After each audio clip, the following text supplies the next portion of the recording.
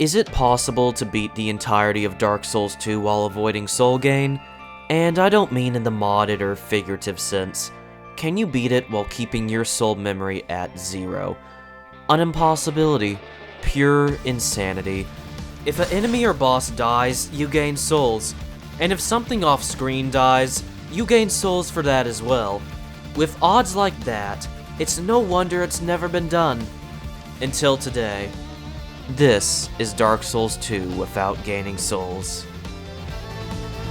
But remember, hold on to your souls. They're all that keep you from going hollow. Oh, I'll fool you no longer. You lose your souls. All of them. Over and over again. The first thing I do is load into the game. Then I choose Bandit as my starting class and Healing Wares as my gift. Now, the reason that we chose Bandit was because we have to meet a certain dex requirement for some weapons and gear that we're gonna need later on. So, the only two classes that meet that is the Bandit or the Swordsman. But since Bandit has much more vigor compared to the Swordsman, it's overall a better choice. As for the starting gift, it really doesn't matter. Healing Wares is just going to be a lot more useful overall, though. As I head towards Dragon Rider, let's talk a little bit about how we're going to do this. If it's anything like Dark Souls 3, to avoid soul gain, I'm going to have to die. Fair and simple. If it's truly like Dark Souls 3, there's going to be a couple of conditions that have to be met for this to be accomplished. The first is that I'm going to have to die at a specific time after the boss is killed. There would be a specific window, probably very narrow, but so long as you hit that after you get credit for the kill, which would be the victory achieved screen, but not too late that you gain your souls. So, very precise timing, between early, between late, but overall, so long as you get it, you'll be fine. But lucky for us, Dark Souls 2 actually has the kindest window out of the Souls games. And yeah, just like that, you get the victory achieved message, you jump off the convenient ledge, and you just beat a Dark Souls 2 boss without gaining souls. Now that wasn't too hard, was it?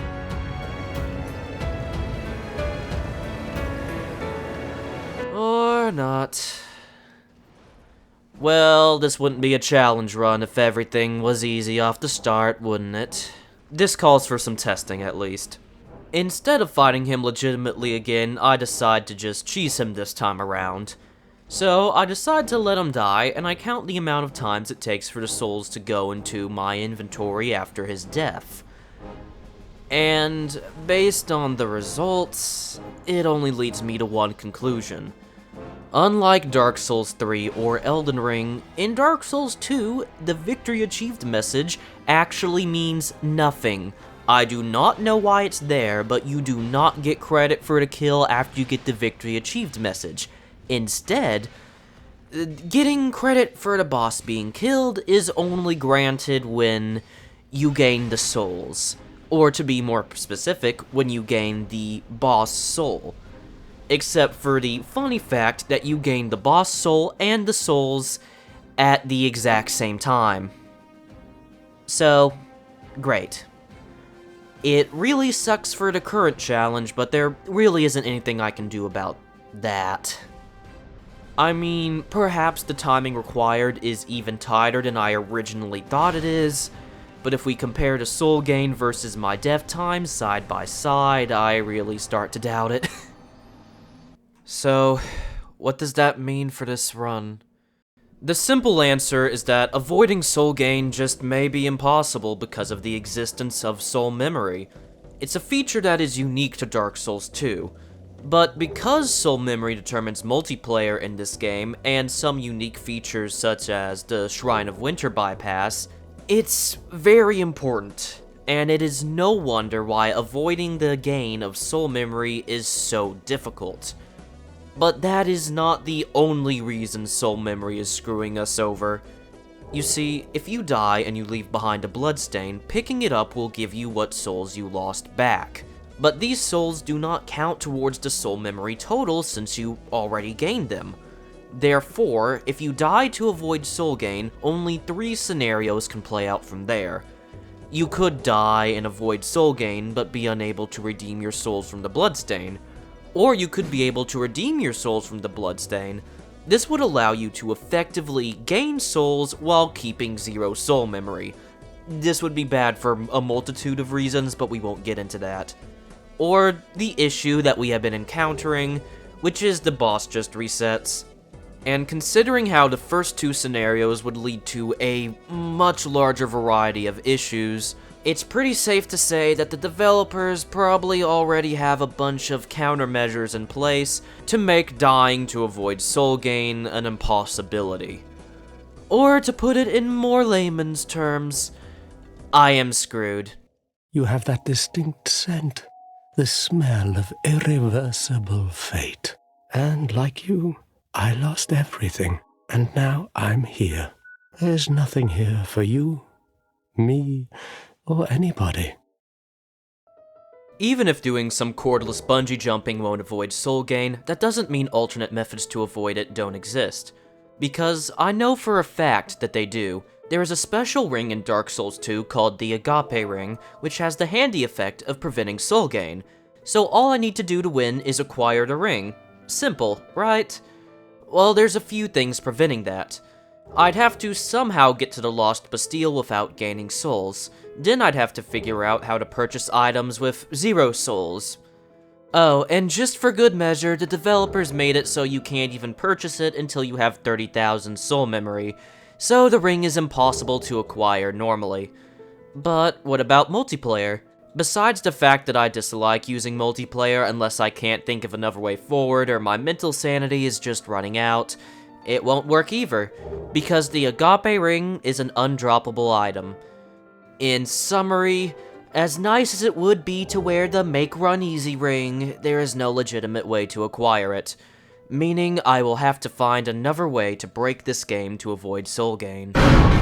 Before I break this game, there is a few items that I will need, namely a twig thingy.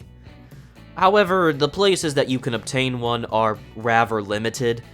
Normally I just buy one from Melintia or the Old Hag Trader, but since of course buying things is out of the picture, the next best option is to just grab one from the gutter.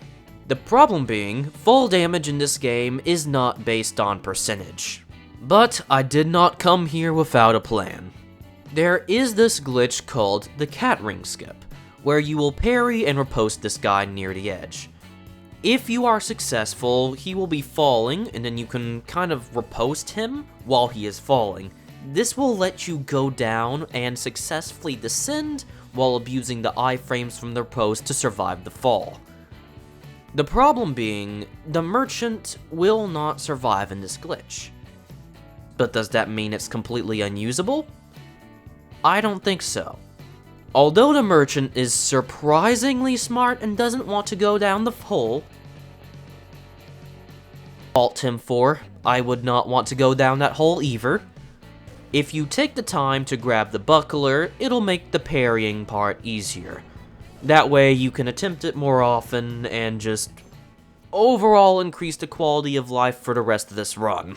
And if you can successfully get the positioning, which is more precise than you might thought, you can get the alternate cat ring skip. The merchant will survive, and so will you, theoretically. By falling only on the first board, you can adjust the positioning, that way both people survive.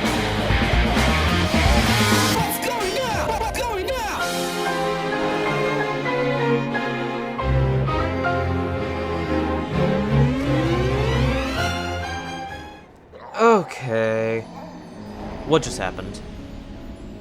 Here's another interesting thing about Dark Souls 2 you may not have known, is that only a certain amount of a riposte has iframes, for some reason. Apparently for a short fall like this, there just isn't enough time for the iframes to kick in, so when you fall, you just kinda die. I'm not the most well-versed on the glitch, so I can't say for sure, but since the merchant will die if we use the original method or any other board except the first one, this is just outright not possible. And without a way to get a fragment branch of yore, there's just simply no way to progress. Do you know much about souls? I'm told that the soul is the essence of life itself. Anything living, sentient or no, supposedly has one. What we call the curse is traceable to the soul. Do you see what that means? I really didn't want to resort to this, but I just can't think of any other way forward.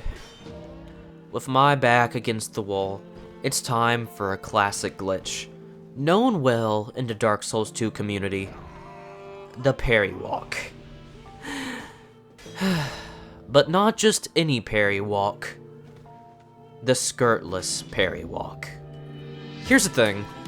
What a lot of people don't tell you, though, is that the skirtless Parrywalk is quite possibly the most difficult glitch that I have ever seen or trying to perform. It's been 3 weeks. It has been 3 actual weeks of me practicing this stupid glitch. My respect for other people who can pull this off is immeasurable. I am not joking. Other glitch YouTubers have made this look easy, but this is actually a multi-step glitch that is very precise. The problem being this. After parrying the guy, you have to be positioned just right. If you're too close, you won't be able to jump, and if you're too far, you already messed up. And after you get your positioning correct, you will need to engage auto run and then briefly press forward.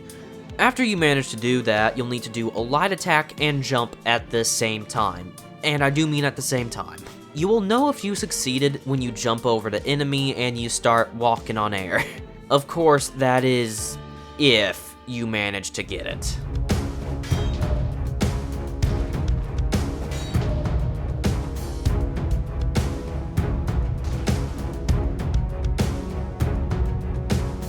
I fucking did it! I'm fucking cinema!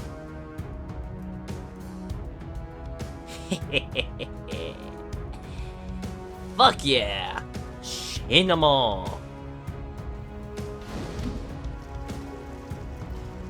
Successfully doing a skirtless Parrywalk gives you such a feeling of elation and joy that I cannot explain it. Look, I am just glad that it is over. I really do not want to do Parrywalk again. Quick interruption. As a small Souls tuber, it takes me a while to make these videos, and if you subscribe, it'll help me be able to spend even more time improving and making even cooler stuff. Because as it stands right now, my editing software is crying for the sweet release of death. Seriously, what you do matters, and if possible, I'd like to hit 10,000 before the end of the year. I got some pretty cool stuff planned. That's about it. Back to the video. With the fragment branch of yore in my possession, I can finally progress a bit. I unfreeze the woman, and then I give her some cloves, that way she will teleport away and not get involved in the next segment. Because trust me, I've had it happen before. She will die if you do not do this, and we really want to avoid her dying. But if you do get past that safely, there really isn't any enemies in the next segment that's at risk of dying without your intervention. So you can just proceed as normal. Although, the next roadblock in the way is much more difficult to bypass. The Shrine of Winter. There are a grand total of 2 ways to get through here regularly. You can either obtain 4 Great Souls or have 1 million soul memory. Guess what? We can't do either.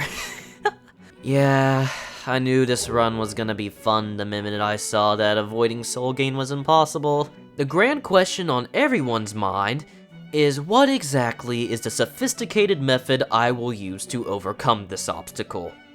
Parrywalk. The answer is I have to do another Parrywalk. I wasn't joking when I said this would be much harder though. Normally when executing this skip, you would already have the archer killed. And this is so you don't get interrupted when you're trying to perform the glitch.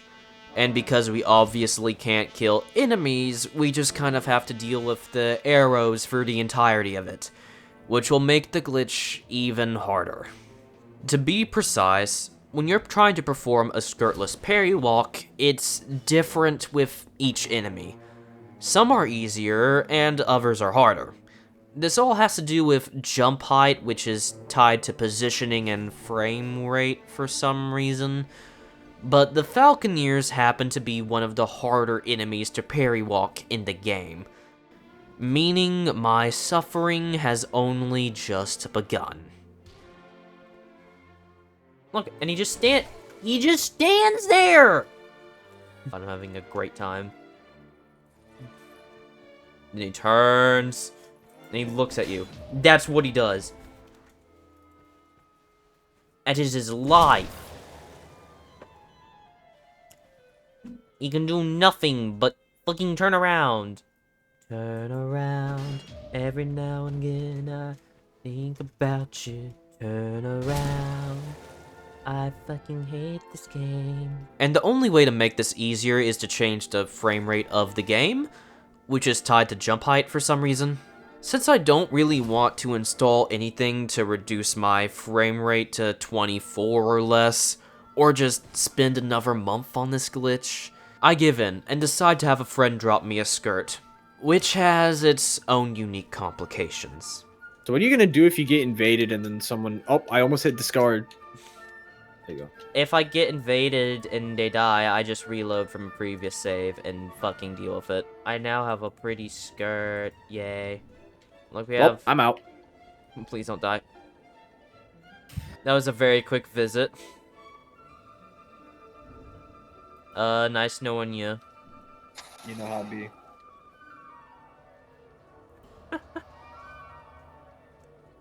Fuck! What happened? One of the enemies followed you off the edge, I think. Oh my god, I'm so sorry! Well, it's, okay, now I am going to banish you before you manage to kill yourself or something. Alright, well, off the myself. Please don't. No. I'm just standing still. I'm standing perfectly still. I'm not moving. I don't know what. Oh, it's the one on the bridge? That's probably the one that followed me. Probably, but I'm teleporting before anything can happen. Now, friendly reminder that this glitch can be done both with or without the skirt, depending on how much you hate yourself, but since I can't afford therapy, we will just have to try avoiding any more mental trauma for today.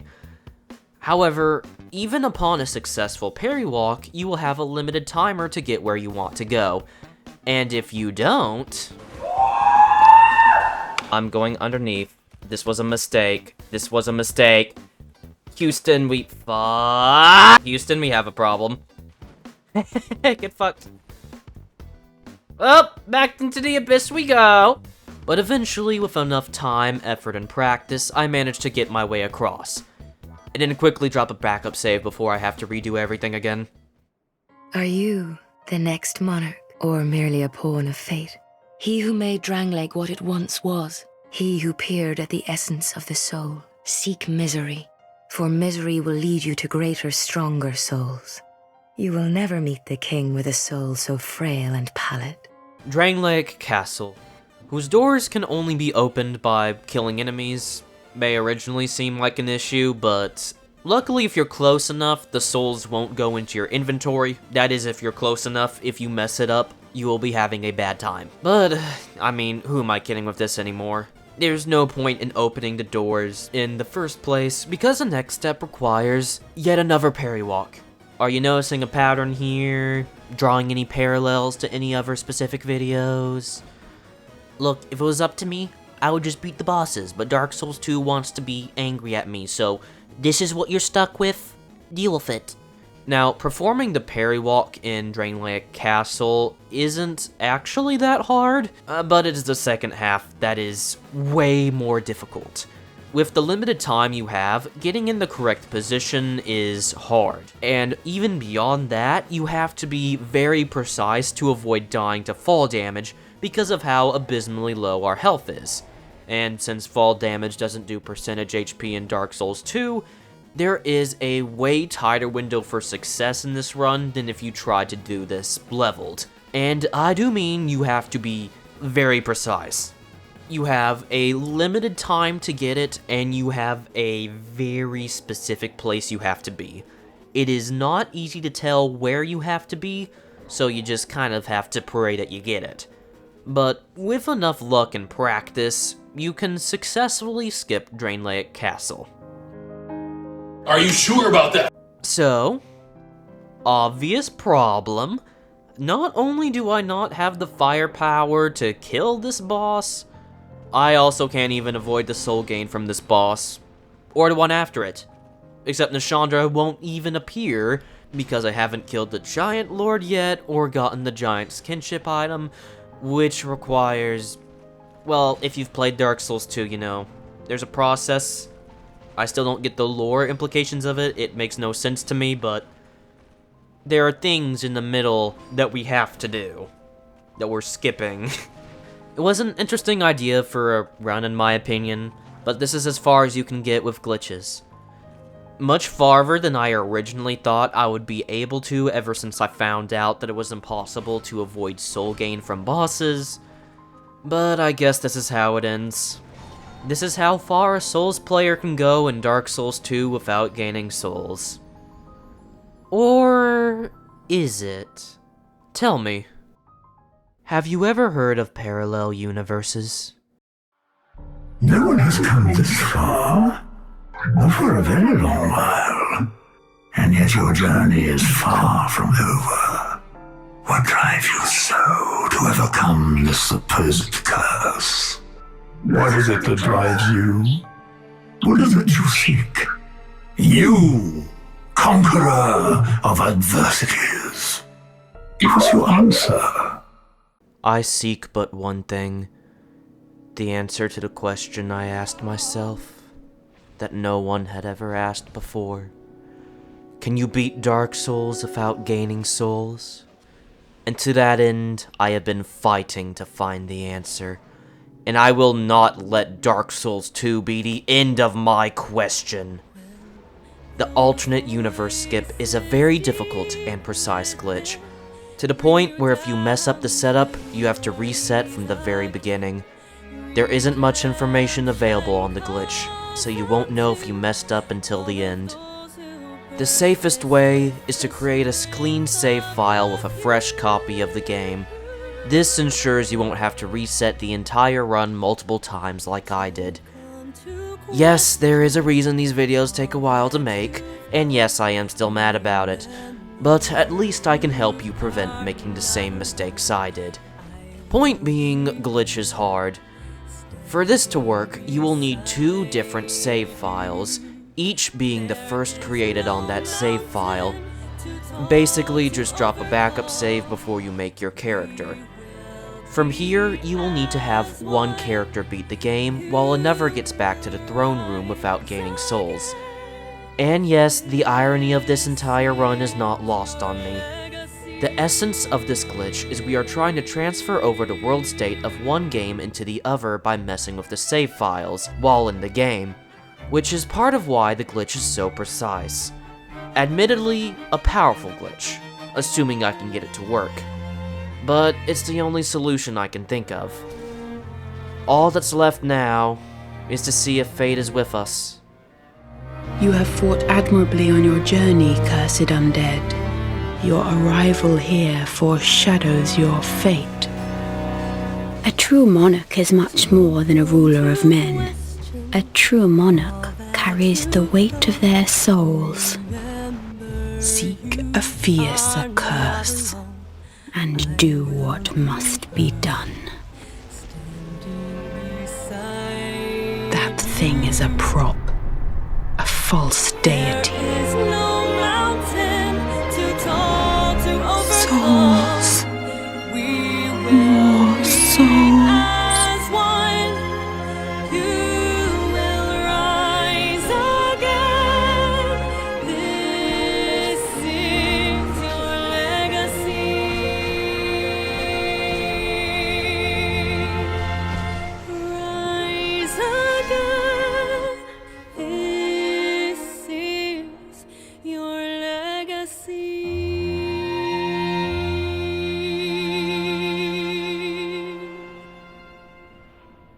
Victory! Dark Souls 2 has been completed without gaining souls.